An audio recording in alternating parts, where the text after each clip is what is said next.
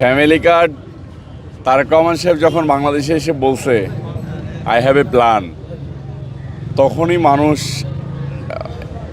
বাংলাদেশের মানুষ জানে যে তারেক রহমান সাহেব একটা সুন্দর প্ল্যান নিয়ে আসছে এবং বাংলাদেশকে সুন্দর করে সাজাবে।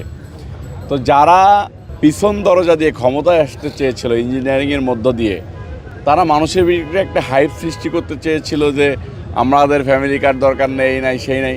এখন দেখবেন তারাই ফ্যামিলি কার্ড খুঁজে বেড়াচ্ছে। একজন ডাক্তারকে বলেন যে একটা বিল্ডিং নির্মাণ করতে, তো সে তো ওই ডাক্তার পারবে না, পারবে? তো যাদের ভিতরে ঈমান নাই, তারা মানুষের ভিতরে মুনাফিকি কথাবার্তা বলে বিভিন্ন সময় বিভিন্ন রকম বিভ্রান্তি পরিস্থিতি তৈরি করতে চেয়েছে।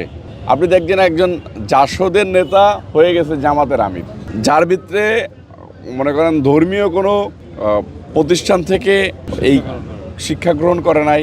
আমার মনে হয় না যে উনি শুদ্ধভাবে কোরআন পড়তে পারে কিনা, আমার তাও জানা আছে। যদি শুদ্ধভাবে কোরআন পড়তে পারতো তাহলে মানুষের গীবত করতো না।